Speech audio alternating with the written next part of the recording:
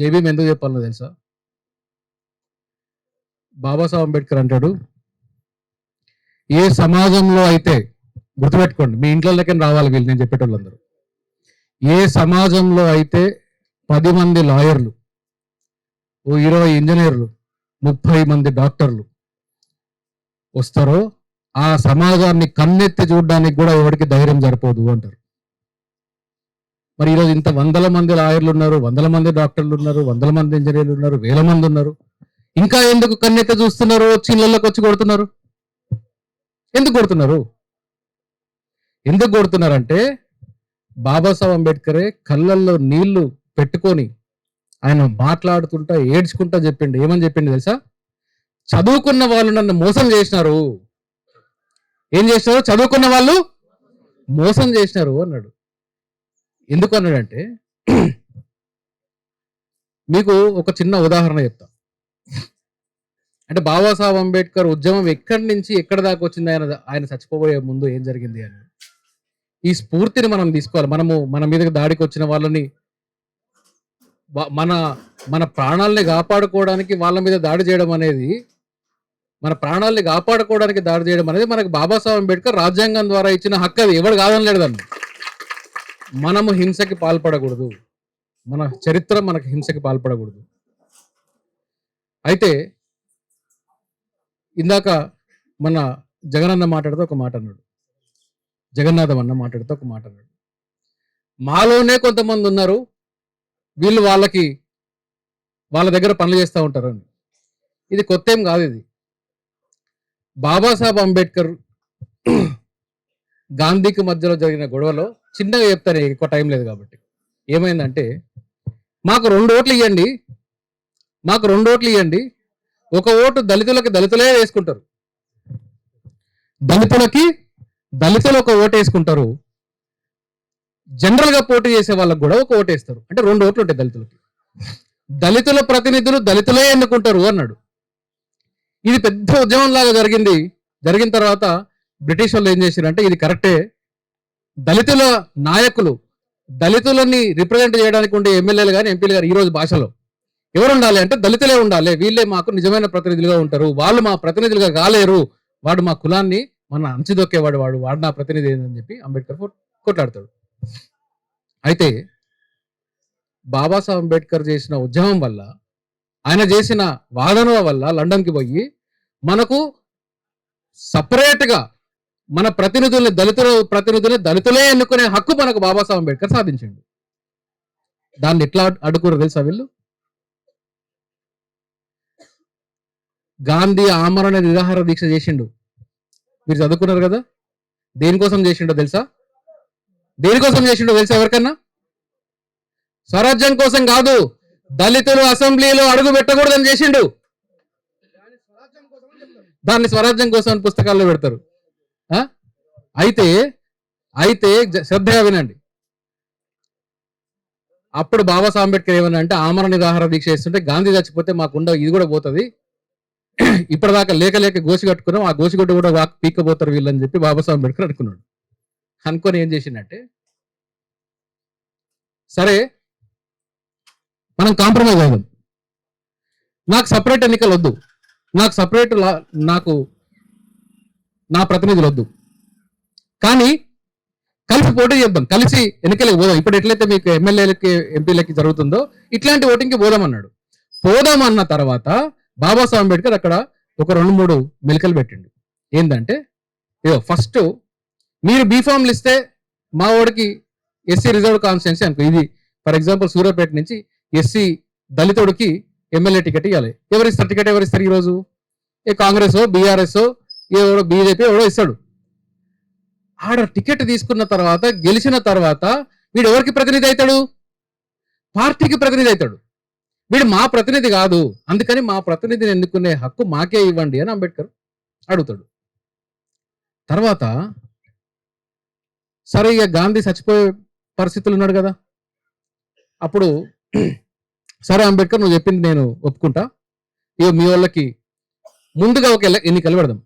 అంబేద్కర్ చేసిన ప్రతిపాదన, ముందుగా ఒక ఎన్నికలు పెడదాం. ఈ ఎన్నికలు ఏం జరుగుతుంది అంటే, మెయిన్ ఎలక్షన్లు కాదు ఇది. అంటే ఏంది, ఎమ్మెల్యేకి ఎంపీకి వేసే ఓటు కాదు, అసలు ఎమ్మెల్యే ఎవడు కావాలి, ఎంపీ ఎవడు కావాలని చెప్పి ముందే ఒక ఓటింగ్ జరుగుతుంది. ఈ ఓటింగ్ జరిగేటోళ్ళు ఈ ఓటింగ్ లో ఫస్ట్ ఓటింగ్ జరుగుతుంది కదా, ఈ ఓట్లలో ఎవరైతే టాప్ 4 గెలుస్తారో ఈ 4 మాత్రమే జనరల్ ఎన్నికల్లో పోటీ చేయాలి. ఇది అంబేద్కర్ అడిగింది. ఒకవేళ ఈ టాప్ 4లో ఎవరన్నా లేరనుకో, 5వ ఓడిని కాంగ్రెస్ పెట్టొద్దు, 5వ క్యాండిడేట్ ని కాంగ్రెస్ పెట్టొద్దు, కమ్యూనిస్టులు పెట్టొద్దు, ఎవరు పెట్టొద్దు అంటే సరే రాజీ కుదిరింది. కుదిరిన తర్వాత ఎన్నికలకు పోయినారు. మన చరిత్ర మూలం చెప్తున్నా, రాజకీయం చెప్తున్నా, ఇది అర్థమైతే మీకు మీ గ్రామ రాజకీయాలుగా దేశ రాజకీయాలు అర్థమవుతాయి. ఎన్నికలకి పోతే దేశంలో ఎక్కడ కూడా కాంగ్రెస్ క్యాండిడేట్ ఫస్ట్ నలుగురులో కూడా గెలవలే. దేశం మొత్తం క్లీన్ స్వీప్. బాబాసాహెబ్ అంబేద్కర్ పెట్టిన క్యాండిడేట్లు అందరూ దేశం మొత్తం గెలిచిండ్రు. కాంగ్రెస్ క్యాండిడేట్ ఒక్కడు కూడా ప్రైమరీ ఎలక్షన్ కూడా గెలవలే. ఇక అసెంబ్లీలోకి పోవడం అనేది జరగలే. అప్పుడు అర్థమైంది కాంగ్రెస్ వాళ్ళకి ఏమని, అమ్మ అంబేద్కర్ ఇంత చదువుకున్నాను, లండన్ పోయినావు. ఇక గాంధీ ఏంటంటే 10వ తరగతి కూడా ఫెయిల్ అయిన తర్వాత లాయర్ అయింది ఆయన. అంబేద్కర్ అట్లా కాదు, ఈయన ఇక్కడ పెద్ద చదువు చదువుకొని అమెరికాకి పోయి, లండన్కి పోయి, లండన్ స్కూల్ ఆఫ్ ఎకనామిక్స్ చదువుకొని, మళ్ళీ లా చదువుకొని ఇంతటి మేధావి ఆయన. అరే భలే తిరకాసు పెట్టినావు అంబేద్కర్, ఇప్పుడు ఏం చేసినావు అంటే మా దగ్గర పనిచేసేటోళ్ళని కాకుండా నువ్వు నియోళ్ళని పెట్టి ముందే ప్రైమరీ ఎలక్షన్లు పెట్టి నీకు కావాల్సిన వాళ్ళు నువ్వు గెలిపించుకున్నావు అన్నారు. ఎందుకని? దళితులకి కేవలం దళితులే ఓటేయాలి. ఇప్పుడు మీ ఊర్లో ఓటింగ్ పెట్టారు అనుకో, సింపుల్గా చెప్తా, ఓ 10 మంది దళితులు పోటీ చేస్తారు. ఎందుకోసం పోటీ చేస్తారు? వీళ్ళు ఎమ్మెల్యే సీటు కోసం పోటీ చేస్తున్నారు, ఎమ్మెల్యే కోసం కాదు. పోటీ చేసినప్పుడు మీకు తెలుసు కదా ఎవడు దొంగ ఎవడ లంగా, మీకు తెలుసా? కాబట్టి దళితులలో ఎవడు కావాలి అని చెప్పి మీకు కావాల్సిన నిజంగా మీకు ప్రాతినిధ్యం వహించే దళితుడికి ఓటేస్తారు. అట్లనే చేసిండ్రు. కాంగ్రెస్ వాళ్ళందరూ ఓడిపోయినారు. కాంగ్రెస్ వాళ్ళకి అర్థమైన తర్వాత ఏం చేసిందంటే నెక్స్ట్ ఎలక్షన్ లా ఇక మేము ఈ ఒప్పందం ఒప్పుకుంటలేము అని చెప్పి ఫస్ట్ ఎలక్షన్లు జరిగినాయి, 4 గెలుస్తారు, కానీ 5వ క్యాండిడేట్ ని కాంగ్రెస్ వాళ్ళు పెడతారు. ఈసారి రెండోసారి జరిగిన ఎలక్షన్లలో అంబేద్కర్ పెట్టిన క్యాండిడేట్ ఒక్కడు కూడా గెలవలే. మెజారిటీకి పెట్టిన కాంగ్రెస్ వాళ్ళు పెట్టిన క్యాండిడేట్లు గెలిచిండ్రు. అప్పుడు బాబాసాహెబ్ అంబేద్కర్ పుస్తకం రాసిండ్రు, గాంధీ అండ్ కాంగ్రెస్ దళితులను ఏం చేసినారు, ఎట్లా అన్యాయం చేసినారు అని చెప్పి ఆయన పుస్తకం రాసి ఏం చెప్పిండంటే, మా జాతులలో ఉండే వాళ్ళని పాలేర్లుగా, దళారులుగా, చెంచాలుగా, అప్పర్ కాస్ట్ కి ఈ అగ్రకులాల దగ్గర పనిచేసే పాలేర్లుగా తయారు చేసి వాళ్ళని మా ప్రతినిధులుగా నియమించి వీళ్ళే మా ప్రతినిధులు అని చెప్పే పరిస్థితి ఈ దేశంలో నెలకొంటది అని చెప్పి బాబాసాహెబ్ అంబేద్కర్ అప్పుడే చెప్పి, రాజ్యాంగం రాసిన తర్వాత రాజ్యాంగం ఇచ్చేటప్పుడు బాబాసాహెబ్ అంబేద్కర్ ఏమన్నాడు తెలుసా? నేను ఏదో గొప్ప పని చేసినా అని చెప్పలే. ఏమన్నాడంటే, మేము రాజ్యాంగం కోసం రాజ్యాంగం సాధించుకున్నాము, అందరికి సమానత్వం సాధించుకున్నాము, అందరికి స్వేచ్ఛ సాధించుకున్నాము, సమన్యాయం సాధించుకున్నాం, కానీ సమాజం తిరస్కరించే సమాజం ఏది? ఈరోజు అగ్రకుల సమాజం. ఈ అగ్రకుల సమాజం, అగ్రవర్ణ సమాజం దీన్ని తిరస్కరిస్తుంది. ఈ కులం ఉన్నంత కాలం రాజ్యాంగం నడవదు. కులాన్ని అంతం చేయకపోతే, సమాజంలో ఉండే అసమానత్వాన్ని అంతం చేయకపోతే రాజ్యాంగాన్ని మనం కాపాడుకోలేమని చెప్పి బాబాసాహెబ్ అంబేద్కర్ ఆ రోజు చెప్పినాడు. ఈరోజు 78 సంవత్సరాల తర్వాత రాజ్యాంగంలో సమానత్వం ఉంది. మీ ఊర్లో ఉందా? మీ ఊర్లో? ఇందాక నేను వస్తుంటే ఒక చెల్లె మాట్లాడుతుంటే వాళ్ళ ఇంటికి వెనకాల పోయినా, నేను మాలవరంగా పుట్టడం నేను చేసిన తప్ప అని ఏడ్చింది ఆమె. ఆ ఏడుపులో కూడా ఏమన్నదో తెలుసా? ఆమె ఒంటి మీద చెయ్యేసిన రెడ్డిని రెడ్డి గారు అన్నది. వాళ్ళేమో పోలీస్ స్టేషన్ కాడ జిప్పిప్పు చూపించారు. అర్థమైందా? మన చరిత్ర, మన సంస్కృతి, మన సంస్కారం ఎక్కడున్నాయి? అర్థమైందా? దీన్ని కోల్పోవద్దు. నేను మన రాజేష్ ఉద్యమకారుడు రాజేష్ చెప్పినట్టు మీరు పోయి వాళ్ళని చంపండి, నరకండి నేను చెప్పను. అట్లాంటివన్నా అదే వాళ్ళు వస్తే మిమ్మల్ని మీరు కాపాడుకునే దాంట్లో మిమ్మల్ని మీరు రక్షించుకోండి అంతవరకు నేను చెప్తా. రక్షించుకునే క్రమంలో ఏం చేస్తారనేది రాజేష్ చెప్తాడు. మిమ్మల్ని మీరు రక్షించుకోండి. ఈరోజు రాజ్యాంగం ఎంత గొప్పదో తెలుసా? మనం పోయి కేసులు పెట్టినాం కదా, ఒకప్పుడు వీళ్ళని కనీసం ఎదిరించి ఏంద్రా నువ్వు అని కూడా అనలేని మనము ఈరోజు కేసు పెడితే మళ్ళా అదే రాజ్యాంగం ఇచ్చిన హక్కుని స్టేషన్ బెయిల్గా తీసుకొని వాళ్ళు బయటకు పోతారు. వాళ్ళకి బెయిల్ ఇచ్చిన భిక్ష కూడా ఎవరిచ్చిర్రు? డాక్టర్ బాబాసాహెబ్ అంబేద్కర్ ఇచ్చినారు. అంబేద్కర్ రాసిన రాజ్యాంగం లేకపోతే వాళ్ళు ఈరోజు బెయిల్లో బయటకు వస్తారా? వాళ్ళకి ఇచ్చిన హక్కు, వాళ్ళ ఇళ్లలో ఆడోళ్ళకి ఈరోజు ఇచ్చిన హక్కు, వాళ్ళు ఈరోజు భూములు కాపాడుకుంటున్నారంటే హక్కు. రాజ్యాంగాన్ని రాసింది డాక్టర్ అంబేద్కర్ అయితే చాలా బాగా అమలు చేసుకొని చాలా బాగా లబ్ధి పొందే వాళ్ళు ఎవరంటే అగ్రకులాలు. మనకు కాదు. ఎందుకో తెలుసా? మనం రాజ్యాంగం చదవం, రాజ్యాంగం తెలుసుకోము, చట్టం తెలుసుకోము. నాకు రాజేష్ నిన్న ఎఫ్ఐఆర్ పంపించినప్పుడు, అరే ఏం కొట్లాడుతున్నారు మీరు? ఎఫ్ఐఆర్ లో ఎన్ని బొక్కలు ఉన్నాయి తెలుసా? జరిగింది ఏంది, మీరు రాసింది ఏంది అంటే అప్పుడు నాకు చెప్తున్నారు, లేదు పోలీసు వాళ్ళు చెప్పినట్టు మేము రాసినామని. అరే పోలీసు వాళ్ళు చెప్పినట్టు మీరు రాస్తారా? ఎఫ్ఐఆర్ కట్టడానికి 3 రోజుల ఎస్సీ ఎస్టీ చట్టంలో ఈరోజు ఎస్పీ గారికి మేము వినతి పత్రం ఇచ్చినప్పుడు ఎస్సీ ఎస్టీ చట్టంలో ఏముందో తెలుసా? తీసి చూపించినాము, రాసి అడిగినాము, ఆయన చర్య తీసుకుంటా అని హామీ ఇచ్చినారు మనకు. ఏంటంటే ఎస్సీ ఎస్టీలకు ఉండే హక్కు ఏంది అంటే, ఎస్సీ ఎస్టీ చట్టం కింద నన్ను కులం పరంగా నన్ను తిట్టినారో కొట్టినారో, నా భూమి లాక్కున్నారో, నాకు అన్యాయం జరిగింది, నన్ను కులం పరంగా నన్ను దూషించారో, నాకు అన్యాయం జరిగిందని చెప్పేసి మీరు కానీ పోలీస్ స్టేషన్కి వెళ్తే వెంటనే ఎఫ్ఐఆర్ కట్టకపోతే ఆ ఎఫ్ఐఆర్ కట్టని పోలీసు వారిని సస్పెండ్ చేయాలా? ఇది మనకుండే హక్కు.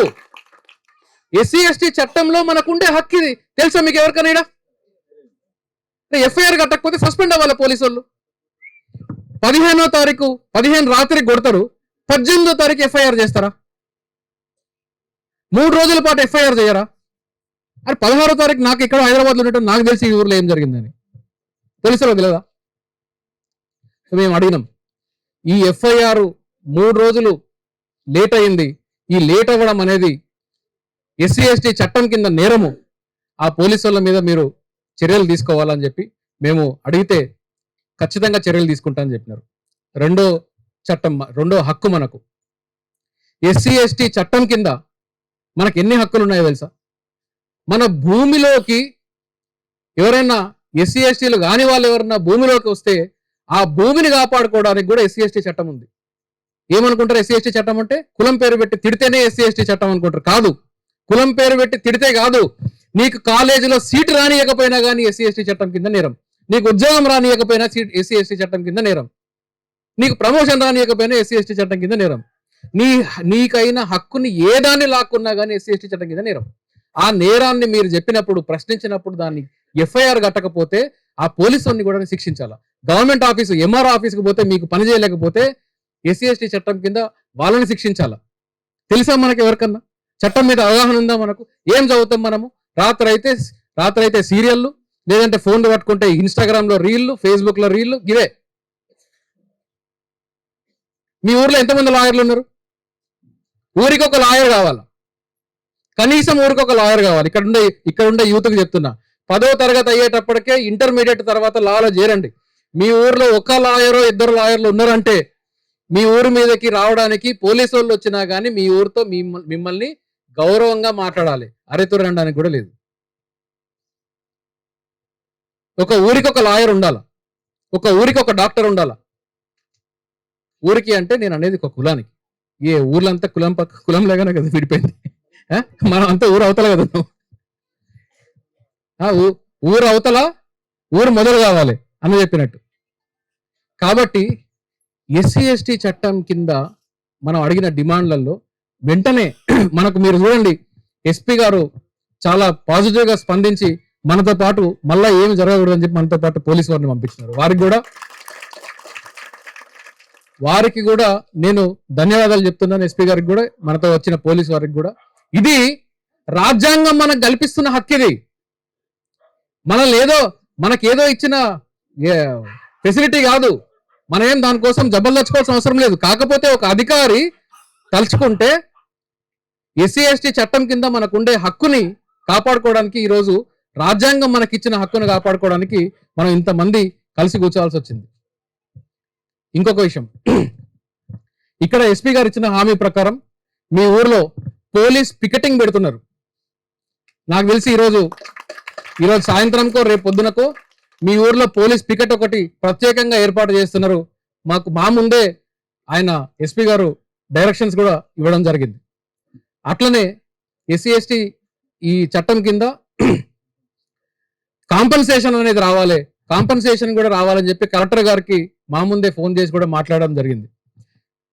ఈ చట్టాన్ని ఈ రాజ్యాంగాన్ని మనకుండే హక్కుల్ని మనం తెలుసుకోనంత వరకు నేను చెప్తున్నా, మీ మీదకి వచ్చి దాడి చేసిన, మీ భూములు లాక్కున్న, మీ ఇళ్లలోకి వచ్చిన మీకు ఎట్లా ప్రశ్నించాలో తెలియదు. మీరు పోయి దాడి చేసినప్పుడు కాపాడుకోవడం సంగతి తర్వాత, ప్రశ్నించడం కూడా చేత కాదు. కాబట్టి మీరు వీటన్నిటికీ సమాధానం ఏంది అంటే చదువుకోవాలి. ప్రతి ఊరు నుంచి ఒక లాయర్ రావాలి, ఒక డాక్టర్ రావాలి, ఒక ఇంజనీర్ రావాలి, ఒక రాజకీయ నాయకుడు రావాలా. అప్పుడే మనకు మనం రాజ్యాంగాన్ని కాపాడుకోగలుగుతాం. నాయకుడు రావాలంటే చెంచా నాయకుడు, దళారు నాయకుడు కాదు, నిజంగా మన ప్రతినిధి అయిన నాయకుడిని మనం ఎన్నుకోవాలా.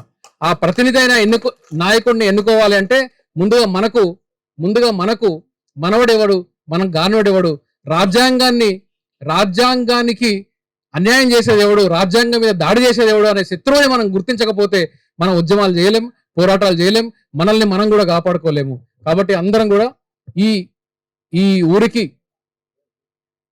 ఇక్కడ వేరే ఊరి నుంచి వచ్చిన, హైదరాబాద్ నుంచి వచ్చిన, వేరే జిల్లాల నుంచి ఒక తమ్ముడు ఖమ్మం నుంచి వచ్చిన అని చెప్పినాడు నాకు ఇందాక. ఖమ్మం నుంచి మీ ఊరికి వచ్చినారు. ఈ ఉద్యమ స్ఫూర్తి మనం ఇక్కడతో వదలం. మీకు ఏదన్నా జరిగితే నేను అందరికీ సభాముఖంగా నేను హామీ ఇస్తున్నా. రాజేష్ నన్ను అడిగినప్పుడు కూడా నేను చెప్పిన, ఏ టైం అయినా కానీ మీ ఊర్లో కోఆర్డినేషన్కి ఉన్నారు, ఏ టైం అయినా కానీ నాకు చెప్పండి. మీరు ఇక్కడ ప్రశ్నించలేనిది నేను హైకోర్టులో ప్రశ్నిస్తాను మీకోసం. ఎస్సీ ఎస్టీలకి సంబంధించిన ఎటువంటి కేసునైనా కానీ హైకోర్టులో ₹1 కూడా తీసుకోకుండా తిరిగి మన దగ్గరకు వచ్చిన వాళ్ళకి తిరిగి బస్సులో పోని ఇంకా పైసలు ఉన్నాయని చెప్పేసి అడిగి రిటర్న్ పైసలు ఇచ్చి మరి ఎస్సీ ఎస్టీ కేసులని హైకోర్టులో మేము వాదిస్తాం. ఒక పెద్ద టీమే ఉంది. కాబట్టి అధైర్యపడొద్దు.